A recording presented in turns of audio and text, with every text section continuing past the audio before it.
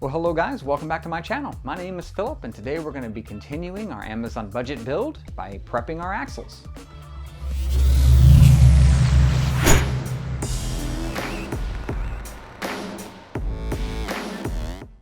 But before we get too much further, I just wanted to say thank you very much for joining me for yet another video, and I really hope that this benefits you in some way. If it does, do please consider giving me a thumbs up and a subscription. That would really help me out. Now with that out of the way, what you see in front of you is more of our Amazon budget crawler build. Now the tools that we're going to need today are going to be some sort of Allen wrench, an adjustable wrench such as this one right here, our Loctite, and of course some kind of driver. Now if you've seen my channel before, you've seen this tool. This is a DeWalt power driver. This has a gyroscopic technology in it, and I really enjoy using this. If you push down the button, you'll notice that the tool does nothing but buzz. When you rotate the tool will begin responding to your inputs. So this is a pretty neat little tool to get your jobs done.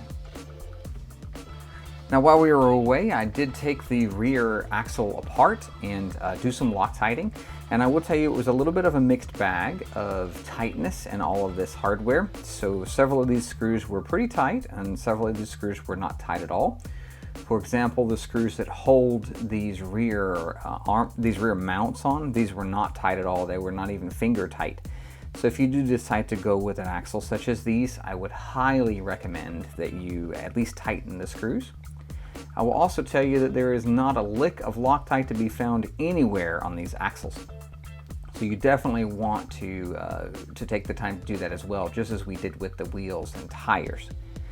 Now, of everything that I have taken apart thus far, these are my favorite. These do have a pretty high mark for quality. I am a little concerned for the quality of these screws right here. These don't appear to be a stainless screw, which means they might be a little bit low quality, but the jury is out on that. And also, when you take this cover off, there are mounts underneath that cover that hold the differential in place. So if you are going to be taking these and tightening these screws, don't forget about those screws that are underneath this gear cover here. Now it did take some time to start Loctiting this axle as well, but I've reached a feature that I wanted to show you before I got too carried away with the Loctite. So these screws right here that hold the C-hubs onto the axles, these are adjustable. So if we take the screw out here, I can show you that that hole right there is a slotted hole. So you can actually rotate the axle up or down, or you can rotate the tie rod rather up or down, depending on how you position that slot. Now you'll notice that I started taking this screw out here and I paused because I wanted to show you that ability. So what I'll do now is I'll go ahead and Loctite those into place. And just as in my previous videos, I'm using this Loctite stick. This I really highly recommend. This tube's about 4 years old, and I can't remember the last time I've even turned this to push that up.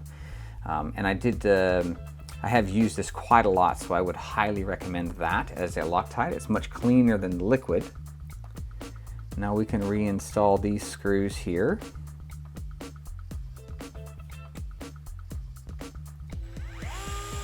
And I'm not going to tighten that screw just yet. I'm going to get this one installed on the top here. Again, using just a little Loctite. You can see how little Loctite I've used here. There's not very much. If you overdo it on the Loctite, if you ever need to take something apart, you're going to find that it will be difficult to take apart. Or sometimes you'll even round out hardware when you take it apart. So I would really recommend that you be careful with how much Loctite that you're using. Now that those screws are in, you can see that we can rotate this piece back and forth. Now I'm going to set this up to its highest point so that there's the most ground clearance in this axle. I really wanted to use this tie rod on the front end of this instead of this one here. This is a very angular one. It's square instead of rounded. So by means of getting caught on things, I think this will be more prone to get caught. But you can't use this tie rod because this causes these hubs to sit with a lot of toe out. And that may be okay in some cases, but in a rock crawler it never suits me very well. So now that I'm going to rotate these all the way back here, I'm going to give these a good tighten.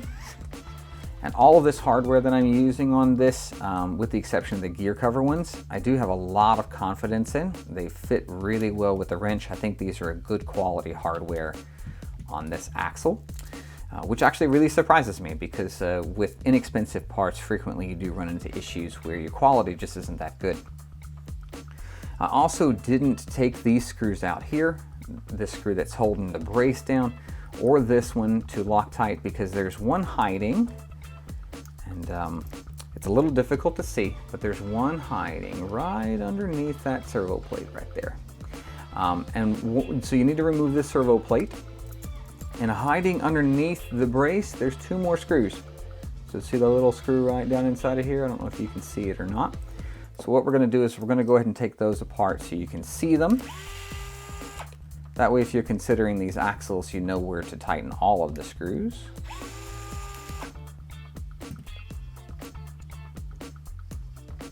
So you can see what I mean there, that one little hidden screw under your servo mount. So let's take these out here. And see that screw right there? You didn't hear that click when I went to take that screw out. So that screw was not tight at all. Same thing there, that screw wasn't tight.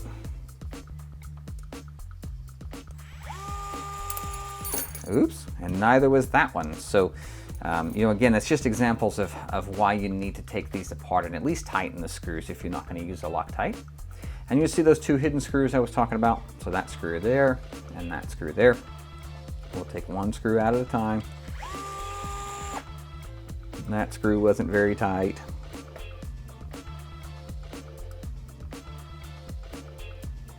Put this screw in.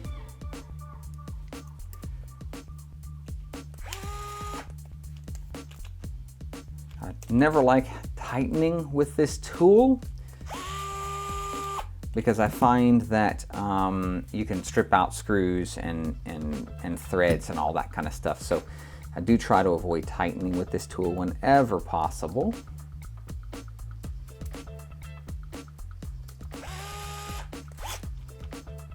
One thing to note too, these two little lonely screws right here and right here serve absolutely no function at all. I think the tube is the same no matter if it's the left side or the right side, so that they can use those screws to mount this bridge that goes over top of that, over top of this axle.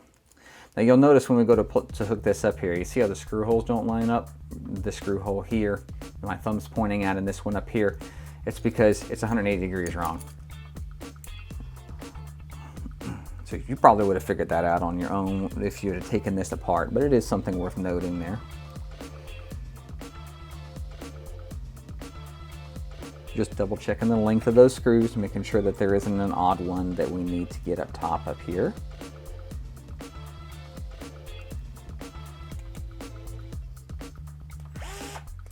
I'm not going to tighten that screw just yet because it works in your favor to have this kind of loose, so you kind of line those screws up when you go to thread them in.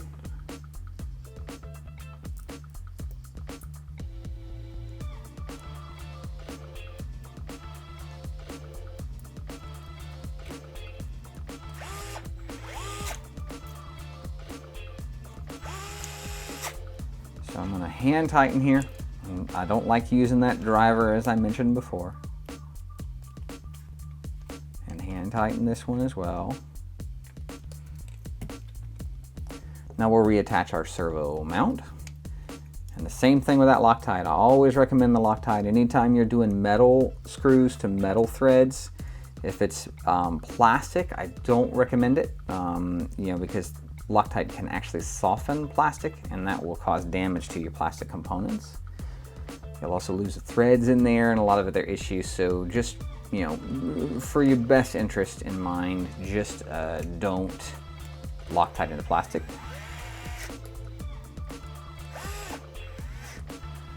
And give this a little snug. Give this a little snug. Like I said, I don't like tightening with this tool. And the next thing we need to do is we need to open this case up right here, and I waited to do this for the camera because you'll see why in just a moment here. So we'll just take this nut loose right here.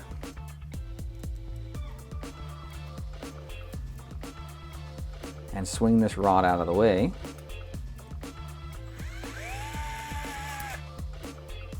Now you notice there's this little brass bushing that is right here.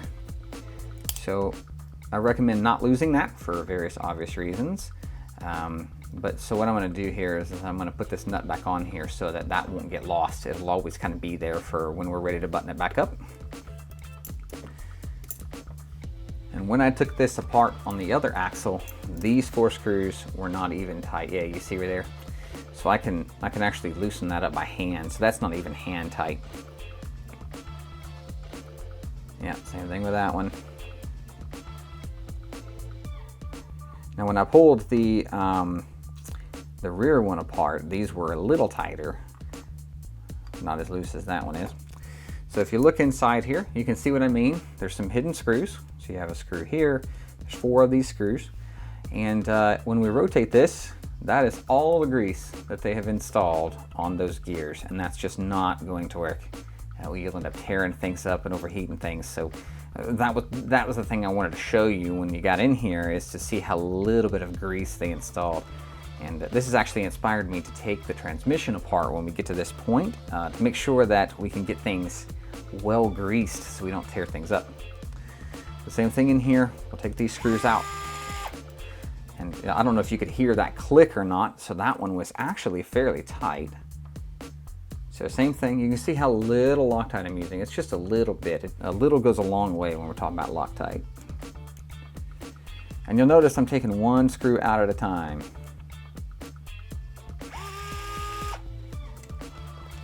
And I'm just going to snug that for now. I'm not going to give it a tighten. Yeah, you see that one wasn't very tight.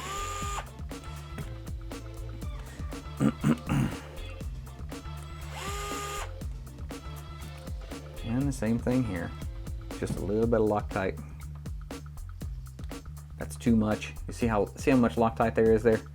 Way too much Loctite. So we'll just scrape most of that off.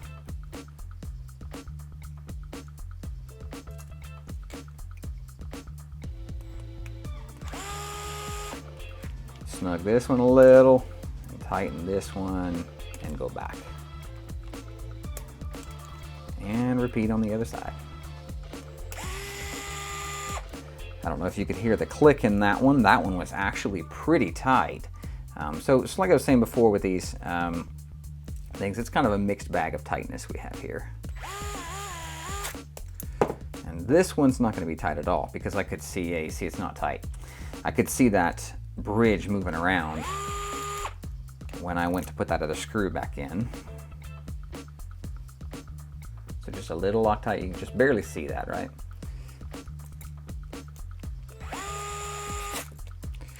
So tighten a little here, finish tightening up here. And Philip from the future here. I realized as I was cleaning up my table, I forgot one thing, which was the axle grease that goes on the gears here. So I mentioned that that was not enough grease. That would create some issues and problems. So I figured I would come back and show you how much grease I put on these things. So I just do a little bit of a coating. I do it kind of right on the edge here. And it doesn't take a lot, so just a little bit of grease as you're kind of working your way around. It doesn't even have to be a continuous bead.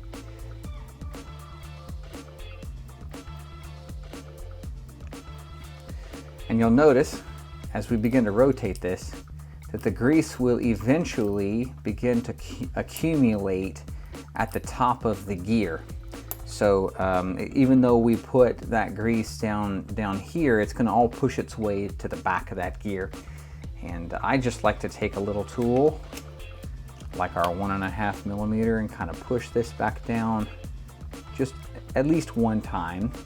Make sure that everything is well greased and coated. And that's it. That's all the grease that you have to put on your differential gears. You just want to make sure that everything is well coated.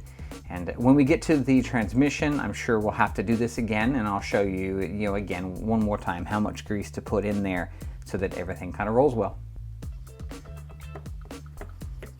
Now, I like this cover. This cover is actually kind of weighty. It's got a good heft to it. I'm not sure what material this is made out of. It almost looks like it might be pot metal, but I think this is a very well done axle, and like I said, I'm pretty impressed with these for as little amount of money as I paid for it.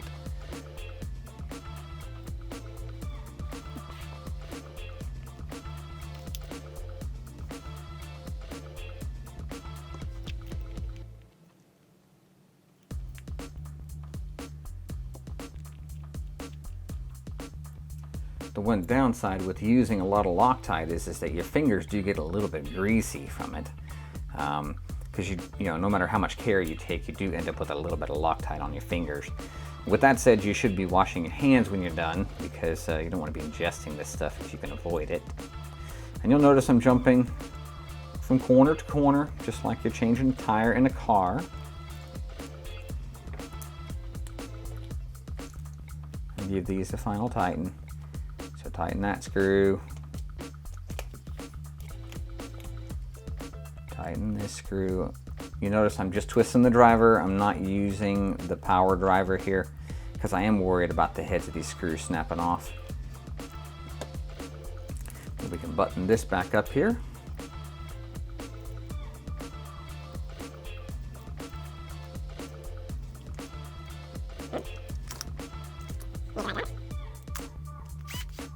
And again, tightening by hand, not the power driver.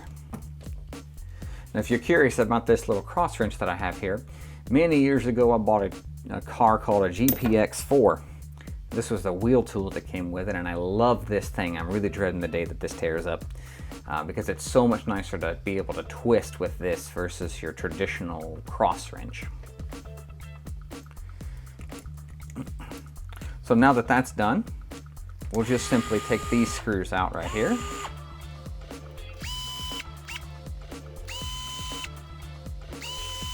To install our servo. Now when you're looking at the arm right here, if we were to install this servo right this way, you see when we're straight how we have this pretty big offset between the servo and the rod there. And if we flip this over, you see how they're more kind of lining up now. So that's one thing worth paying attention to when you install servos, is that you want your linkages to be as close to perpendicular or 90 degrees as you can, just to try and avoid your rods from being at funny angles. Now, I never like just installing servo screws onto a servo without a washer. So you see I'm installing that screw right there, and that screw, the head of that screw is almost as big as the hole in the servo. So when you tighten these up, you can run into issues where it will splay out these mounts here, and then you'll have some issues with your servo hanging into your truck. So I would highly recommend some washers in there. Now, fortunately for me, I keep a kind of a stash of hardware handy, just for instances like this, and I do have some washers. Now, they don't match, but in the grand scheme of things, it's not important that they match. It's more important that you protect the more expensive servo. So I'm going to install these just to make sure we don't damage the servo. Now, I realized as I was putting this in that I forgot to Loctite the screws that are holding these mounts down to the servo plate. I think I can get to it from this direction to get those Loctited in place. Now, the axles came with a red servo arm, and the servo came with kind of a, I don't know, gunmetal colored one. Both of these are the clamp type servo arms, which I really like in rock crawlers. Now, you do need to pay close attention to the tooth counts in your servo arms. So on the inside of here, you can see the little grooves where they've clipped onto the servo. There are 3 different sizes. So you have to be really careful with which one that you choose, because you can damage components if you choose the wrong arm. Now, I think that I like the gunmetal color one. I think it kind of blends better with the axle. So I think I'm going to use this one that came with the servo. In the same token that I've used Loctite on everything thus far, I'm going to use Loctite on the servo clamping arms. But I'm not going to use Loctite on the screw that goes in the servo. I've always had bad luck with that Loctite getting down into the servo and damaging other components, so I do try to avoid that. This is the screw that came with the axles to attach the servo arm.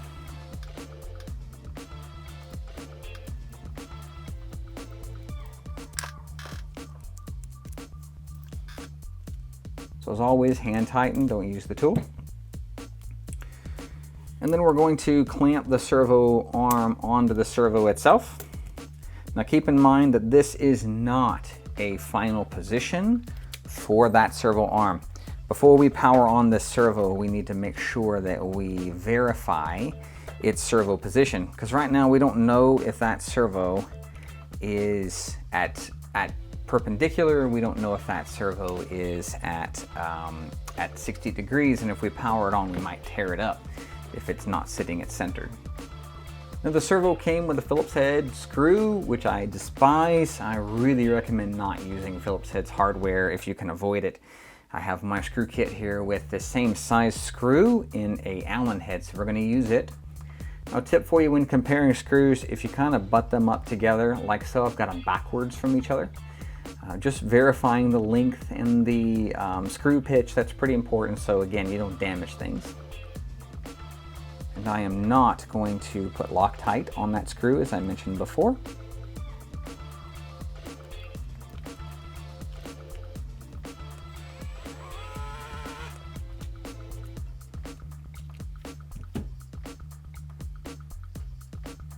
And then tighten down these clamping screws.